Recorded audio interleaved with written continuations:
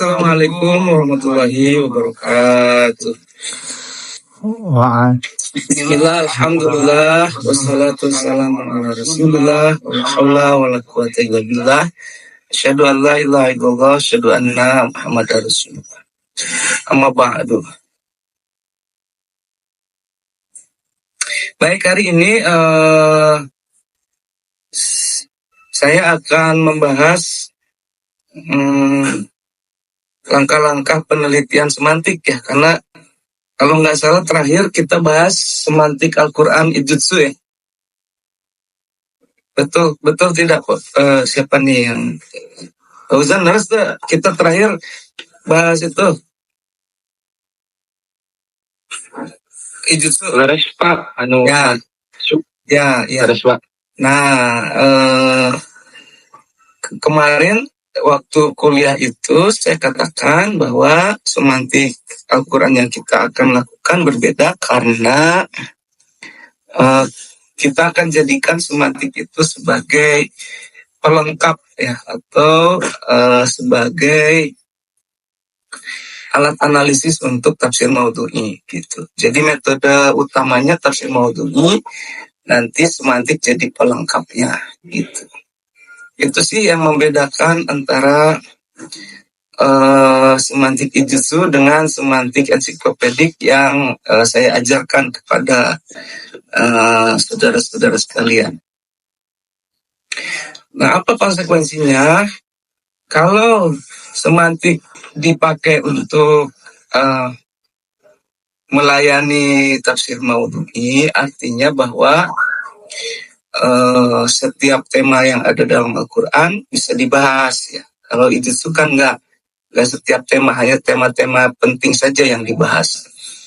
Kalau bagi kita semua tema yang ada di Quran bisa dibahas, asal temanya itu memang ada dalam Quran.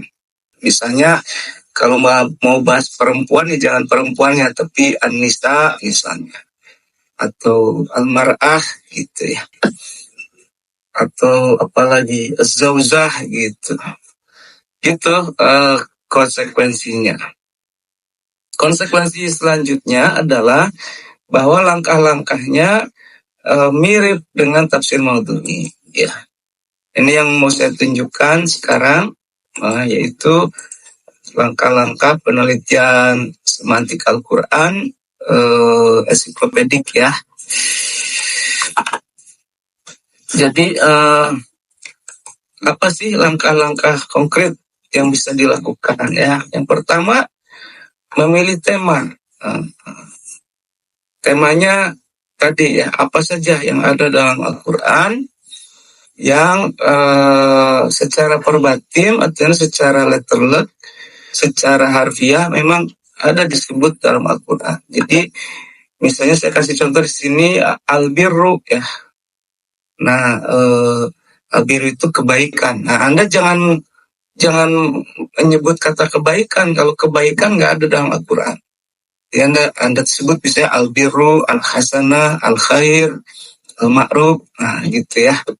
Itu syaratnya kalau tafsir maudhu'i mau pakai semantik Al-Quran. Jadi Anda pilih tema ya. Nah, menurut pengalaman saya, jangan pilih tema yang ayatnya ratusan gitu. Jadi misalnya kata Soleh itu ayatnya 286. Jangan dipilih kalau untuk sekedar tugas akhir atau untuk bikin tesis atau untuk apalagi untuk sekedar tugas mata kuliah ini, jangan, karena nggak akan selesai ya. Kalaupun selesai pasti nggak mendalam gitu. Jadi pilih tema yang ayatnya di kisaran 7 sampai 20 lah. Paling banyak 30. Kayak Al-Birru ini 30, itu sudah kebanyakan.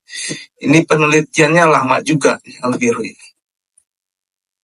Ya, saya sarankan yang belasan lah.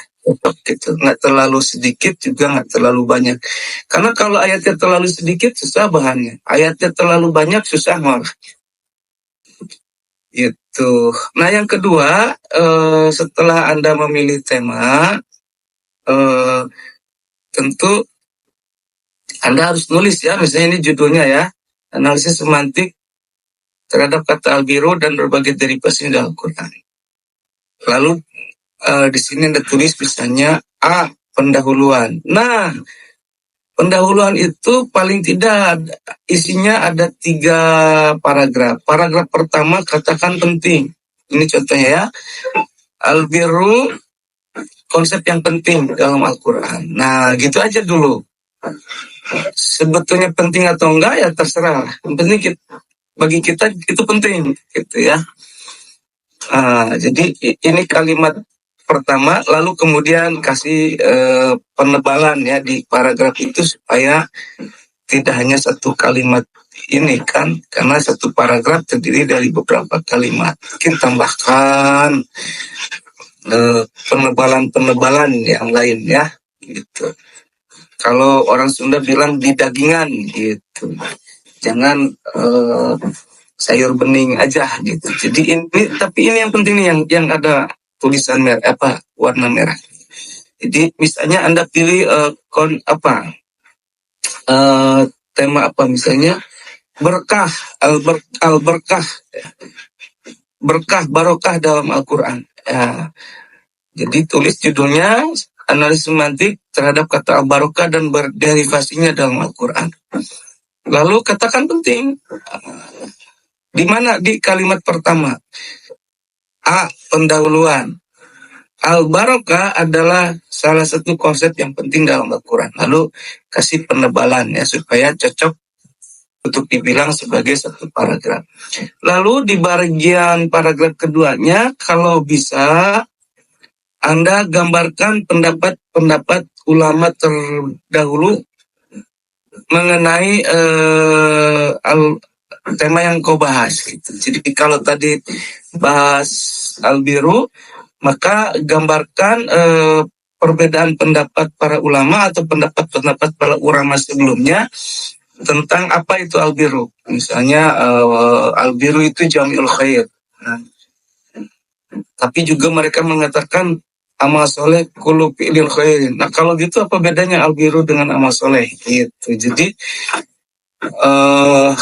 kalau dalam bahasa kita sekarang itu literatur reviewnya ya, satu paragraf saja untuk tugas ini ya. Kalau untuk tugas yang lebih besar misalnya untuk tesis ya harus lebih banyak lagi. Lalu di paragraf ketiganya Anda katakan saya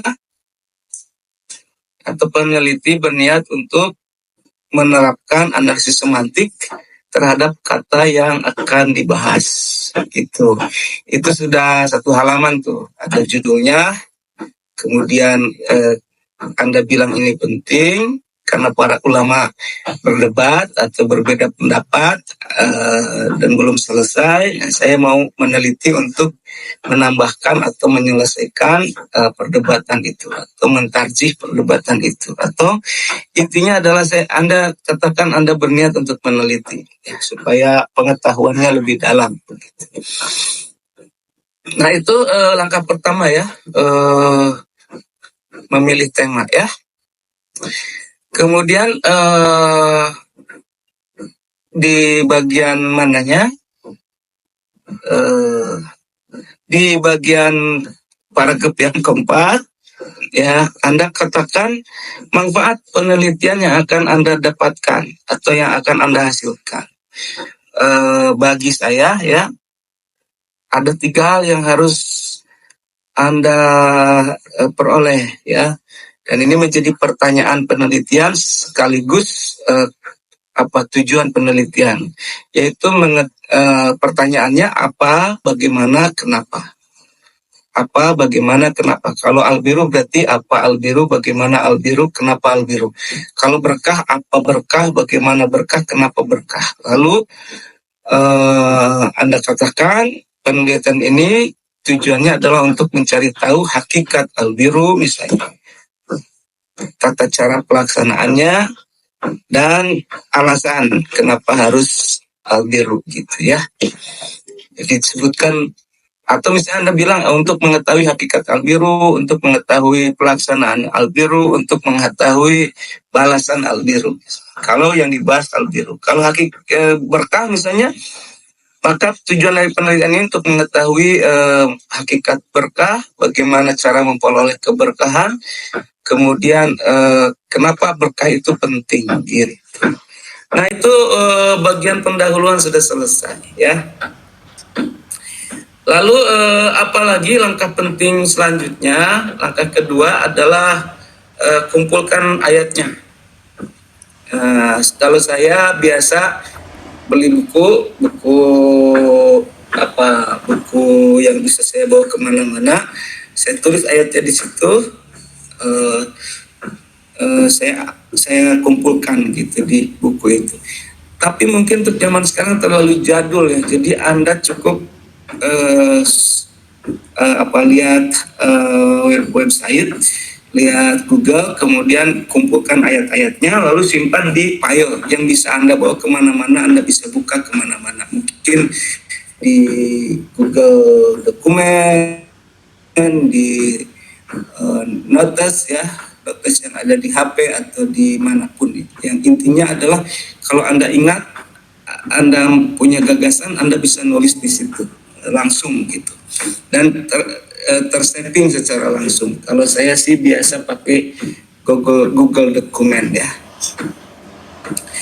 karena dia bisa kalau saya ngomong dia bisa dikte langsung terekam gitu, kemudian saya tutup langsung nge-save sendiri gitu ya, menyimpan sendiri, jadi kerjaan saya tidak hilang ya. Anda tentu bisa cari aplikasi lain yang lebih cocok untuk tujuan itu ya. Nah setelah terkumpul ayatnya, lalu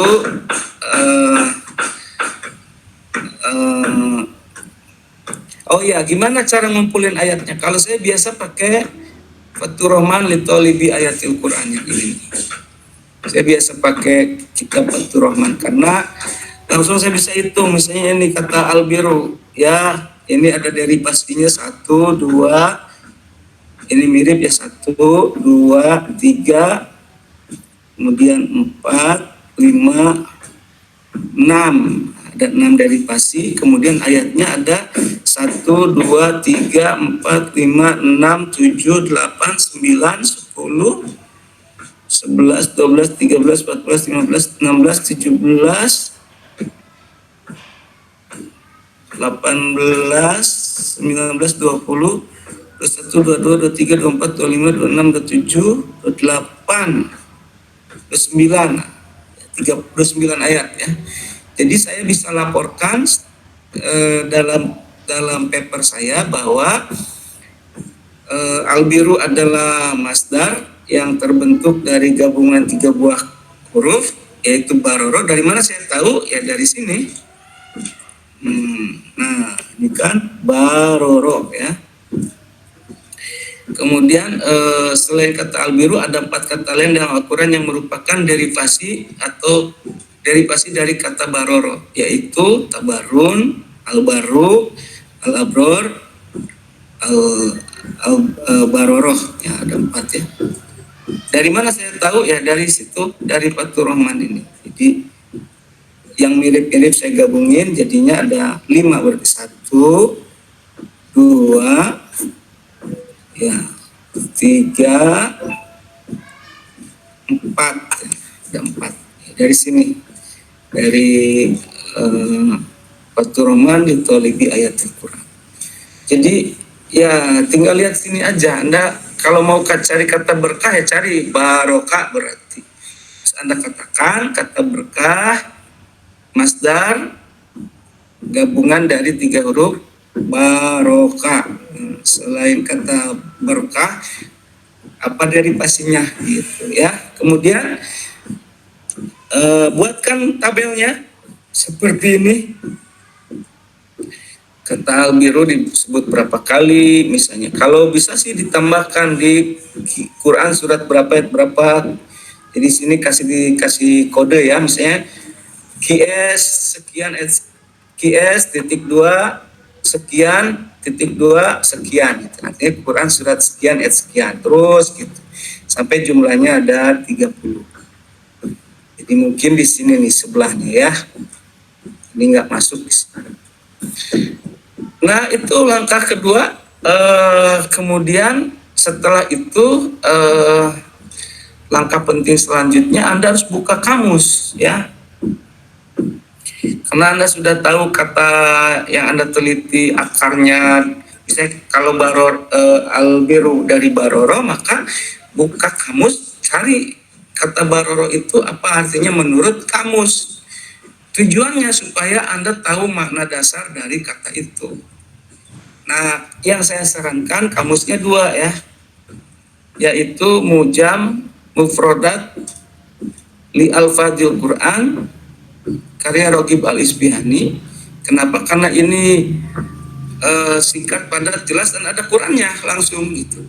Kemudian untuk lebih memperluas atau untuk menguatkan, Anda pakai Mujam Maqayis Tugal Arabiyah karya Ibnu Faris. Kenapa pakai ini? Karena singkat, padat. Kalau pakai Lisanul Arab rumit ya, panjang gitu, satu kata itu bisa 4-5 halaman, jadi capek menelitinya.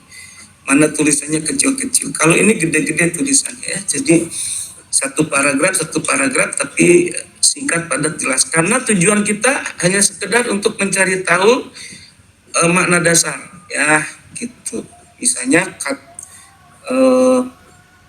dari kata albiru, dari Mujam itu saya tahu bahwa albiru itu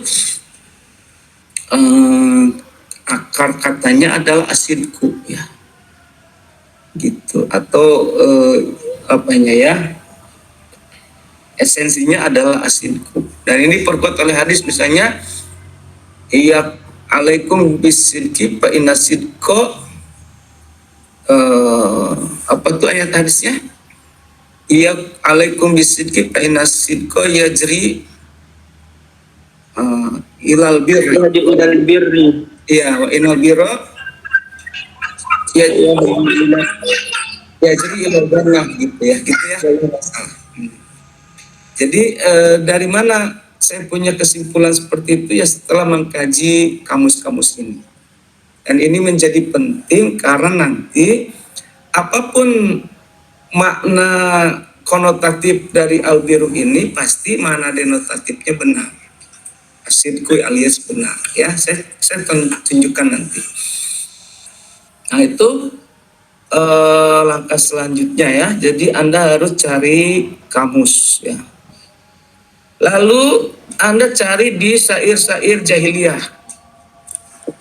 Saya sudah kumpulkan syair-syair jahiliyah itu ada 28 diwan. Ini saya bagi ke Anda dan Anda cari di situ ya. Cara carinya gimana? Diwannya berbentuk PDF. Nah, Anda cari aja. Kan ada di PDF itu ada fitur untuk mencari kata. Jadi kata yang Anda cari itu tulis di situ. Misalnya kalau cari kata barokah berarti tulis huruf ba, huruf ro, huruf ka, klik.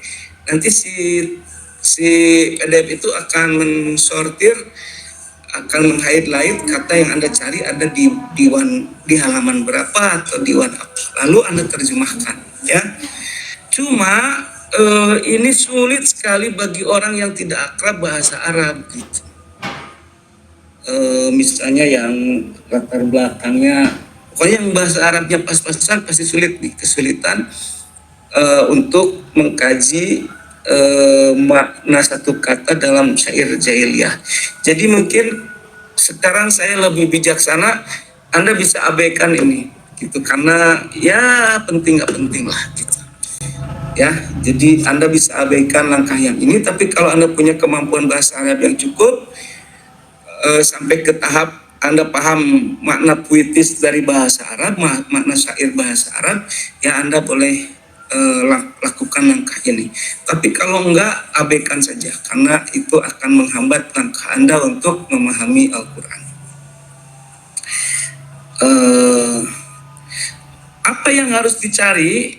Kalau tadi di mana di kamus Anda harus cari makna dasar, maka di syair jahiliyah Anda harus cari apa? Harus cari teman gaulnya kata dari kata yang sedang kita teliti gitu.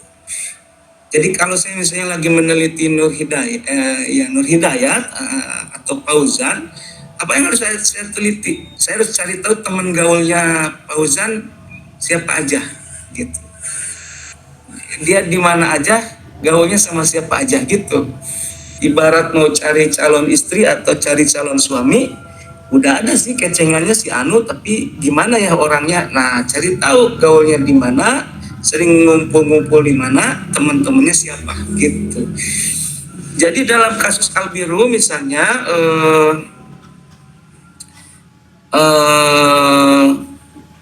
ada banyak syair ya, syair jahiliyah yang berkaitan dengan Albiru gitu. Di antaranya misalnya syairnya siapa? Umrul Qais ya, bahwa Albiru itu adalah bekal terbaik dalam perjalanan, itu kata dia. Syairnya kira-kira gini, aku akan baik terhadap orang yang baik terhadapku, tetapi kalau engkau jahat, ya itu urusan kamu gitu ya, kata dia. Saya nggak punya apa-apa karena saya memang terusir dari negeri saya memang anak raja tapi saya terusir dari negeri saya. Tetapi semua orang tahu saya orang baik gitu. Semua tahu saya orang jujur. Dan karena itu bekal yang lain mungkin hilang, harta saya nggak bawa karena bawa harta dalam perjalanan di padang pasir bisa habis, makanan bisa habis, tetapi kalau albirru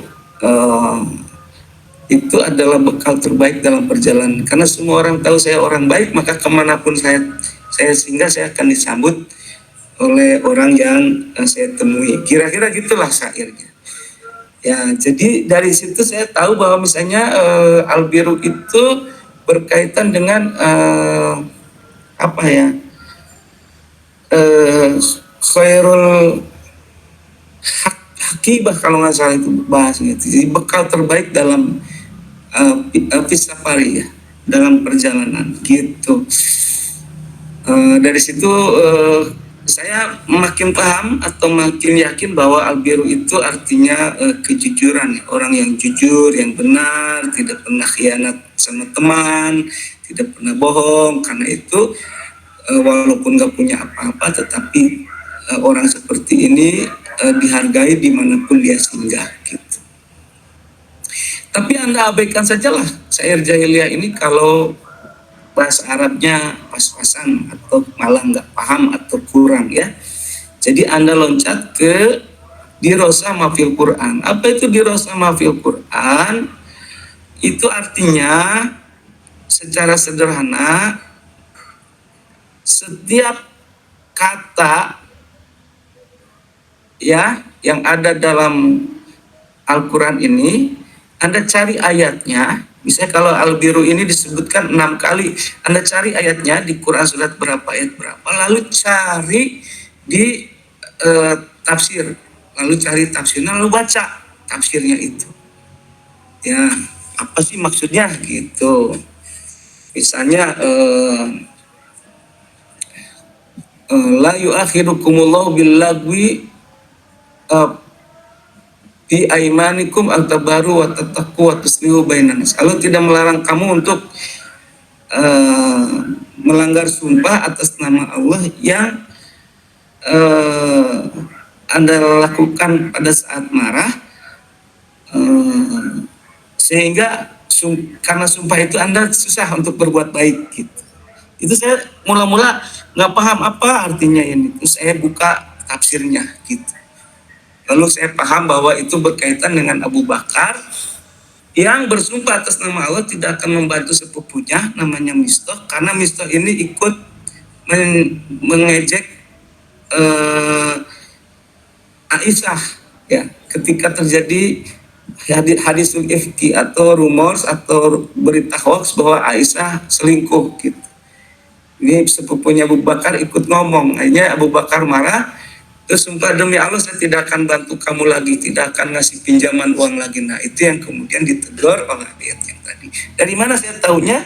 Dari Dirosa Mafil Quran, ya Anda baca tafsirnya lah, ya, baca Qurannya, baca tafsirnya. Jadi Dirosa Mafil Quran, baca Qurannya, lalu baca tafsirnya, Dirosa Mahaulal Quran, ya.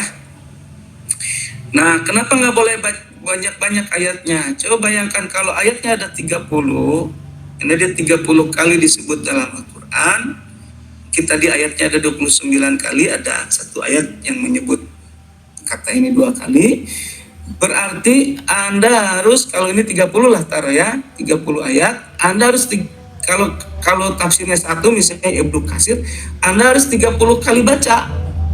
Ayat pertama Anda baca, ayat kedua baca, ayat ketiga baca, gitu. Sampai ke 30 ayatnya itu dibaca tafsirnya. Berarti 30 kali baca kan? 30 kali membaca bacaan. Kalau tafsirnya 2, 60 kali. Kalau Anda mau lengkap misalnya tafsirnya 3 dibandingkan berarti Anda harus 90 kali baca. Kalau satu hari baca 3 tafsir, berarti berapa sebulan, berarti gitu untuk riset gitu. Ya, tapi kalau saya sih suka, nah hasil risetnya itu Anda catat gini, nih kayak gini ya. Pokoknya Anda bawa catatan, mau di HP, mau di buku. Pokoknya ada yang menarik, catat buru-buru apa informasi menariknya, kemudian dicatat dan dicatat gitu.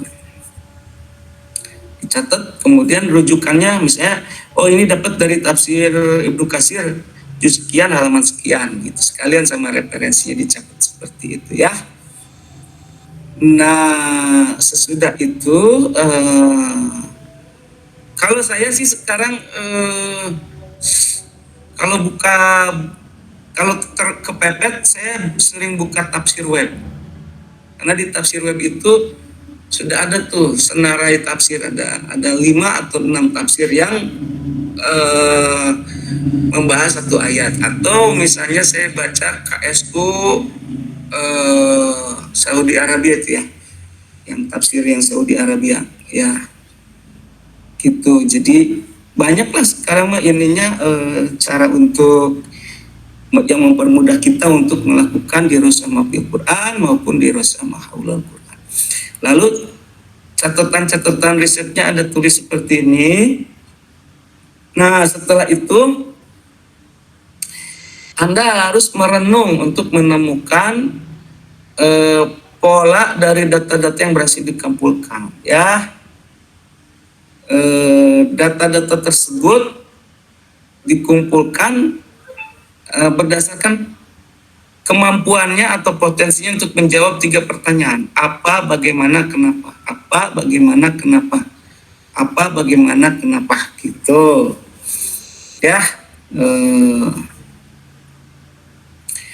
Misalnya tadi ayatnya sudah ada 30, kemudian ada catatan-catatannya dari tafsir, dari kamus, juga dari syair Arab. Lalu data-data itu dikelompokkan berdasarkan pertanyaan tadi 3 ya. Apa, bagaimana, kenapa. Lalu tuangkan dalam bentuk apa. Nah, ini medan makna seperti ini ya.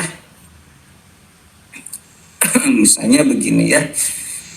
Lalu setelah itu ya bikin outline-nya, kemudian ditulis ya.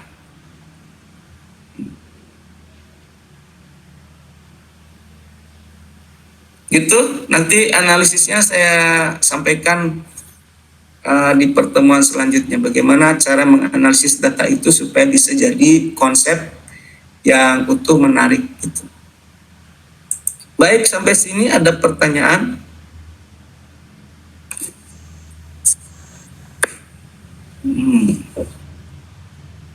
Ya, mangga, Sobirin An-Nibari, mangga. Ada, maaf Pak, ada suaranya? Ada, jelas banget. Alhamdulillah. Ini Pak, kira-kira berapa ayat batasan supaya kita bisa nelaah ini, atau misalkan nanti untuk tugas misalkan maksimalnya 3 ayat gitu, atau 2 ayat, atau ada batasan nggak Pak? Nggak ada, cuma kalau ayatnya terlalu sedikit susah bahasnya karena kurang data. Jadi mungkin paling sedikit 7 biasanya sih, 5, 7, 7 lah. Paling banyak 20 lah. 30 yang tadi misalnya Albiru itu juga lama saya meneliti. Mungkin yang paling bagus tuh belasan, 11, 12 gitu, sampai 19 tuh bagus, ideal. Baik Pak, siap Pak. Nah, dari sekarang coba dipraktekkan langsung ya. Jangan tunggu nanti, sekarang langsung dipraktikkan setelah kuliah ini, langsung dipraktikkan supaya mengalami, karena semantik ini keterampilan bukan hafalan. Jadi seperti berenang, Anda hafal teori berenang, kalau nggak pernah masuk kolam, nggak nyebur, nggak akan bisa. Jadi langsung nyebur aja. Pak, perihal semantik, kalau menentukan tema, kan ada bahasa Arab yang nanya sama, mungkin kayak perempuan tadi yang di minggu lalu juga Bapak jelaskan, perempuan, terus laki-laki juga, apalagi contohnya itu untuk minimalisir itunya, berarti Bapak apakah ada lagi pas contohnya gitu selain perempuan? Ya pokoknya gini Pak Uzan, semua kan kita ngomongnya semantik Al-Quran, berarti semantik terhadap kata-kata yang ada tertulis dalam Al-Quran. Kalau perempuan kan bahasa Indonesia, berarti semantiknya semantik bahasa Indonesia. Kalau perempuan, demokrasi, kemerdekaan, itu semantik bahasa Indonesia, bukan semantik Quran. Kalau semantik Quran berarti semantik untuk kata-kata yang ada dalam Quran. Gitu. Kenapa misalnya sulit kalau bahas perempuan? Ya karena semantiknya bukan semantik Quran. Perempuan itu semantik bahasa Indonesia. Kalau woman berarti semantik bahasa Inggris gitu. Karena woman itu bahasa Inggris. Gitu. Nah enggak. Gitu ya Pak Uzan ya. Kalau dari saya, kalau dari saya mungkin Bapak ada contoh penelitian yang sudah tertulisnya gitu Pak. Saya soalnya masih kayak ngambang gitu, kayak template-nya seperti apa, mungkin biar kita juga ada gambaran gitu Pak mungkin. Oh iya, itu kan sudah saya bagikan itu jurnal Al-Qudus. Coba cari yang ensiklopedik itu. Nah itu walaupun contohnya sederhana, karena saya sama Bu Ima ngurusin konsepnya, contohnya itu dibikin oleh Yusuf Hussein Husaini. Ya, dia tentang motor gitu. Kalau motor aja bisa digali, artinya apalagi yang lain. Motor kan hujan ya. Iya betul Pak. Yang itu. Iya. Nah kalau misalnya Albiru, contoh Albiru ya. Albiru itu makna dasarnya benar. Halo? Iya Pak. Oh, ya kedengaran ya suara saya ya? Kedengaran Pak, kedengaran. Ya. Albiru itu mana dasarnya benar ya. Terus kenapa ada birrul walidain? Kenapa harus ada birrul walidain? Apa yang benar di situ kan? Pertanyaannya gitu waktu sampai lama saya merenung sampai ketemu ayat yang tadi. Allah tidak melarang kamu untuk membatalkan sumpah kalau sumpah itu membuat kamu tidak bisa berbuat albiru. Lalu saya cari di tafsir, ketemulah bahwa itu terkait dengan sumpah Abu Bakar. Begini, saya punya anak perempuan ya. Kalau anak perempuan saya difitnah sama saudara saya, pasti saya marah gitu. Jadi kalau Abu Bakar marah itu wajar. Terus kan Misto ini orang miskin ya, yang dibantu sering sekali dibantu oleh Abu Bakar kehidupan ekonomi keluarganya. Tiba-tiba ngomongin anak Abu Bakar, yaitu Aisyah, selingkuh dan sebagainya, tentu Abu Bakar marah. Jadi kalau dia nggak bantuin lagi Misto ini laki-laki ya, Kalau dia nggak bantuin misbah itu wajar gitu. Wajar, tetapi tetap aja tindakan yang paling benar adalah kalau sama saudara, apapun keadaan saudara itu, sikap saudara itu kepada kita, ya bantu aja kalau dia butuh. Gitu, itu baru benar. Benar secara going by book ya, secara aturan itu benar gitu. Bukan secara emosi gitu. Nah dari situ saya tahu apa bedanya birrul walidain dengan wabil walidaini ihsanan. Ini contoh aja ya Wanda ya. Iya, baik Bapak. Saya dari situ tahu apa bedanya. Kalau wabil walidaini ihsanan, kita baik sama orang tua yang juga baik sama kita. Seperti doa kita, Rabbi firli wali walidaya warhamhuma kama rabbayani shaghira. Ya Allah, ampunilah dosaku, dosa orang tuaku, sayangi keduanya sebagaimana mereka mengurusku waktu kecil. Ya, artinya kalau dia baik ya kita baik sama dia. In ahsantum yang kusikum ya. Atau ayat lain, apa ayat itu? Wa ahsin kama ahsanallahu ilaik, dan berbuat baiklah sebagaimana Allah telah berbuat baik kepadamu. Jadi kalau kamu baik, aku baik, nah itu namanya ihsan. Tapi albiru itu di atas ihsan gitu. Birrul walidain itu di atas ihsan. Hatta orang tua kita jahat sama kita, lalu mereka butuh bantuan, kita harus tetap baik sama mereka. Itu namanya baru tindakan albiru, baru benar ya. Yang disebut dengan asidku, benar. Secara aturan, secara norma, secara macam-macam itu benar. Walaupun secara perasaan ada rasa nggak adil. Misalnya nih, ibu kita pulang ke rumah, ibu kita ngomel aja, tiap pulang ngomel aja, semua yang kita kerjain salah nih. Ibu kita pilih kasih, kalau sama anaknya yang lain baik banget, sama kita enggak. Ya kita mau balas ya mungkin bisa ya, tapi kalau tindakan yang benar yang disebut birrul walidain, apapun adanya ibu kita, setidak adil apapun ibu kita, ya tetap kalau dia butuh bantuan, kalau dia perlu kita ya kita bantu. Itu namanya birrul walidain. Jadi dari riset itu ketemu bahwa albiru itu ya tindakan yang benar untuk dilakukan. Contoh lain misalnya ya, lais albiro bi ang ta'tul buyuta min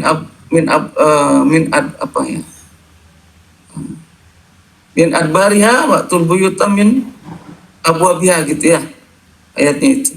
Ada yang ingat kan? Lais albiro bi ang ta'tul buyuta min buriha wa albiro tako anitiro gitu ya, bukan? Min zuhuriha. Ya, ayat selanjutnya. Tako. Ya, wanitako. Nah, itu ayatnya ya. Itu setelah diteliti apa artinya? Dulu orang Arab kalau umroh, pulang umroh itu nggak berani dia masuk ke rumah lewat pintu depan karena dianggap membelakangi Ka'bah. Jadi supaya tidak membelakangi Ka'bah, mereka masuknya dari dinding belakang gitu, dari pintu belakang, mungkin dari atap dan sebagainya. Pokoknya nggak pakai pintu depan. Dan itu dianggap sebagai albiru, tindakan yang benar menurut adat istiadat Arab jahiliyah. Lalu kemudian direvisi oleh Allah dan Rasulnya bahwa tindakan yang benar itu adalah yang bukan lagi tindakan ukuran yang disebut tindakan yang benar itu, yang asidku itu bukan lagi adat istiadat jahiliyah, bukan lagi tradisi-tradisi lama, tetapi sudah diganti dengan aturan-aturan baru yang ditetapkan oleh Allah dan Rasulnya. Jadi seseorang disebut benar kalau benar sesuai dengan ketetapan yang sudah ditentukan oleh Allah dan Rasulnya. Karena itu ayatnya itu laisal birra bi an tatul buyuta min zuhuriha walakinnal birra man ittaqa. Gitu. Jadi mulai sekarang aturan-aturan mengenai mana benar, mana salah, mana baik, mana buruk, mana waras, mana edan tuh bukan lagi tradisi lama, tapi sudah ditentukan oleh Allah dan Rasulnya. Itu menjadi aturan baru atau new order gitu ya waktu itu. Menjadi standar baru, ukuran baik benar, baik buruk, benar salah, waras atau edan gitu. Itu ya. Jadi banyak, nanti bisa cerita banyak kalau Anda sudah penelitian semantik. Nah, dari mana saya tahu informasi-informasi itu ya dengan perhatikan teman-teman gaulnya Albiru ini gitu. Di ayat tadi tentang apa misalnya tentang laisal birra bi an tatul buyuta min zuhuriha, itu kan kata Albiru di situ berkaitan dengan masuk rumah gitu, masuk rumah dari pintu belakang, lalu berkaitan dengan tradisi umroh. Dari mana saya tahu itu ya dari tafsir. Nah, lalu kemudian kalau itu berkaitan dengan itu, lalu reasoningnya apa? Sehingga kemudian Allah mengatakan walakinnal birra man ittaqa. Ya dari kenapa bisa paham? Bisa paham gitu ya karena tetap saya setiap kali meneliti satu kata balik lagi ke mana dasarnya, yaitu kata tadi kalau albiru itu berarti asidku gitu. Benar gitu, asidku itu benar, jujur gitu. Apalagi ya itu tidak curang gitu ya.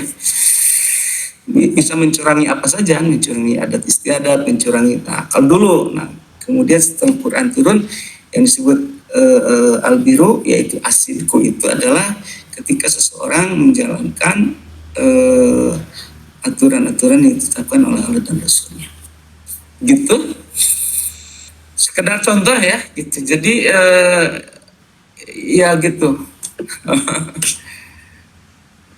Ya baik, terima kasih Bapak. Ya dicoba aja dulu, dicoba. Nanti kalau sudah coba pasti ketemu masalah. Nah, masalah itu tanyakan ke saya. Siap Bapak. Nah, kapan mulainya? Ya, lain pilih tema, katakan penting, perdebatan sebelumnya gimana, atau pendapat ulama sebelumnya gimana. Lalu Anda bilang, saya mau meneliti ini, tujuannya mau cari tahu apa, bagaimana, kenapa, lalu lihat kamus, lalu lihat kumpulin ayatnya. Nah, nanti pasti ada pertanyaan. Kalau nggak dikerjain, nggak akan ada pertanyaan. Terus aja menerawang, apa sih maksudnya? Gitu. Kayak orang belajar berenang, nggak nyebur-nyebur. Ya gimana ya? Apa sih maksudnya tenggelam itu? Nah, gak akan tahu. Tapi kalau udah nyebur ke kolam, pertama kali pasti tenggelam. Ya, Anda juga nyebur ke ilmu semantik ini pasti pertama kali bingung. Tapi kan ada saya nanti yang bimbing Anda ya untuk sampai 1 semester ini. Jadi segera nyebur, segera ngerjain tugas. Nah, nanti setiap kali ada masalah tanyakan pada saya pada jadwal kuliah ini. Terima kasih, mohon doanya dan saya doakan Anda sehat semuanya, bahagia, banyak rezekinya, sukses menerus. Amin ya Allah ya Rabbal alamin. Amin. Assalamualaikum warahmatullahi wabarakatuh. Waalaikumsalam.